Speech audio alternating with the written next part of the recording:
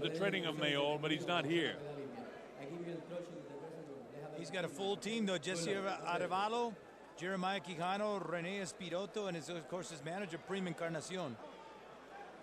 All right, so we're set to go with the main event of the evening from the Coliseo de Puerto Rico in San Juan. The Colonel Bob Sheridan here with Benny Ricardo, our principals, defending his WBO light flyweight championship of the world at 108 pounds. Ivan Iron Boy Calderon in his 17th title defense, taking on the #1 ranked Rodel Mayol. And this is a rematch, as you know, from that technical draw that took place in the brawl up in Madison Square Garden in New York about last June. So these guys are ready to go. Both in magnificent condition. They had about 2,000 or 3,000 people for the weigh-in yesterday just to get their eyes on this guy, Calderon. Here we go. Calderon, the southpaw, with the hands held high, starts with a jab, as does Mayol. Remember, Mayol is known for being a powerful puncher, and Calderon has the guard against that. He felt some of the power in their first fight.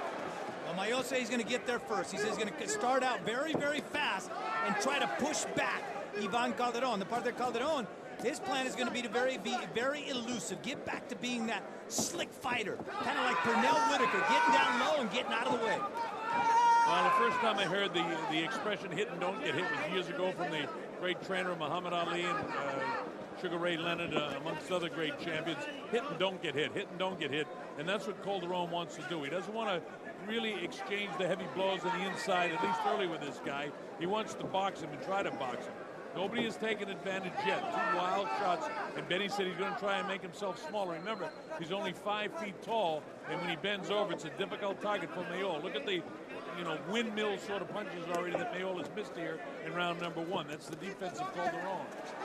And the part of Mayol, what he did was looked at those tapes against Cáceres when Ivan Calderon fought him and said, that's the kind of fight I need to make against him. But I really feel that if I hit him with my good shot, he's not going to be able to take it. So we'll see if that plays itself out in Bardo Calderon. Again, he's going to be the slick one. Well, you talk about the slickness of Calderon, and he is slick, but Mayol is mighty slick himself. He's got a little bit of reach advantage, and he's trying to use that. And so far, Calderon's jab has been short. He was wild with the left hand, and then wild with the right hand, and then he had to hang on. And Luis Pabon, the very excellent referee here, has to separate the two. And look, you get to see right there, typical Calderon. Hit and get out, hit and get out. Hit and grab in this case. I mean, 2 minutes have gone. Who's won this round? Very difficult to score this so far, as was the first fight. Carlos Colon of Puerto Rico, Dr. Ruben Garcia of Texas, and Julie Lederman of New York, all excellent judges scoring this, and it takes 100% concentration when you can fight as close as this. Man, I can't separate the two. Mayol attacks and hangs on. Calderon attacks and hangs on. 2 cuts again for Ivan Calderon. So, did he get a shot through there? He got a shot. It was a right hand. Well, and that's the only punch that's really landed in this round. Because up to now, the referees had more cleaner shots separating them.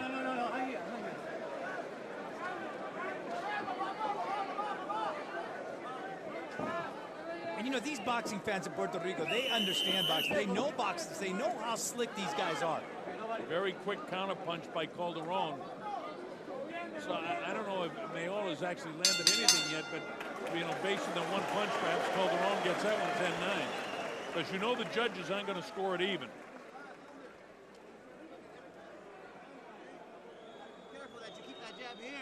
So round #1 is in the books, and this is going to be a boxing match. Again, hopefully we won't see a clash of heads, but they're going to come together, I'm sure, before this is over, because it's not going to stay a boxing match like this. At some stage, and Calderon will probably dictate that, at some stage this will turn into a war, even if it's just a flurry of 15 or 20 seconds.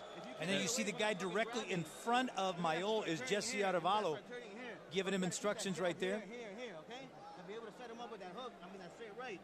This guy's not even breathing heavy. No, these guys can go 25 rounds like this. Here's some of the action in round #1. Calderon trying to stay out of. There's that good left hand. Right down the middle right there by Ivan Calderon. One of the few clean punches in that first round. Both of these guys very quick. So if you're judging the first round, I mean, with one clean punch, Could that be the difference in it? This is round 2 at the Coliseum of Puerto Rico in San Juan. Bob Sheridan here with Benny Ricardo. Glad that you could be with us, watching around the world, across the nation of America on pay-per-view. Glad that you're with us. Look at that right there, 5 feet tall. Calderon making himself 3'6". He's trying to. You mentioned Pernell Whitaker. Nobody was better at it than he was, getting way down there like that. Pernell would actually go down so low sometimes you think his rear end would almost touch the canvas. And you know, if anything but the bottom of your shoes touches the canvas, it's a knockdown. So Pernell was lucky that never happened to him. But that's a sense of really strong legs and thighs to be able to do that. Also a southpaw too. Yeah. Mayol, though, recognized ahead of time how tough it was going to be to hit Calderon, so he was ready to go the distance. I don't know what Pavone was telling him there. He had a little bit of a slip in the logo in the middle of the ring. He hit him in the thigh. Yeah. That's really going low. But he did. 5-foot gun. Yeah, he did slip in the middle of that. Round number 2. You like real good boxing and seeing 2 very, very good boxers. The heads came together that time, and Luis Pavone of Puerto Rico saying, watch yourself, watch those heads. And again, folks, watch the feet right there. Watch the feet. It's very, very important para Calderon to stay outside the left foot of Mayol, and the same thing for Mayol. So it's going to be a battle of the position of the feet to get the good punching angle. And the heads came together again for the second time in this round, and this is what I feared coming into this fight, that, you know, that something could happen with those clash of heads again. And some of the problem, Benny, and then the heads came together that time again, and Mayol's like complaining. Neither one of the guys means for this to happen. When the front feet get caught up, if Mayol steps on his foot and Calderon is pulling back, it actually, Mayol's body falls forward and the heads come together. Mayol is a shorter guy, lifts his head up when he comes in, the heads come together. And of course, Mayol will tuck his head when he comes forward. And he's got to come forward. Again, being that he's so small and he's got the reach advantage. But that's where I think Calderon has an advantage there. He's able to cock so much quicker than Mayol is with those long arms. That's a 6-inch reach advantage. No, I'm sorry, an inch and a half. Yeah, but it looks like it because the way he has that shoulder stepped in there, and of course it's so obvious the difference in height that it looks like 6 inches. Yeah, it seems a lot more, especially with the wider shoulders too. Mayol continues to force the action, but this is the way Calderon fights. He picks his shot. 10 seconds. Mayol celebrating because he just grazed one shot. Well, he's missing a lot of shots. Boy, these are tough rounds to score.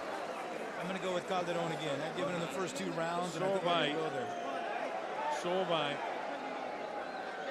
And again, you know, you go to effective ring generalship, the things that Calderon is doing, an excellent defensive position, very hard to hit, yet is still throwing enough punches, I think, to be able to go ahead and win the rounds. On the part of Mayol, it's like you can't hit something you can't see. And that's what it's boiled down right here, the tremendous quickness of Calderon. You know, Benny, I want to point something out to the viewing audience.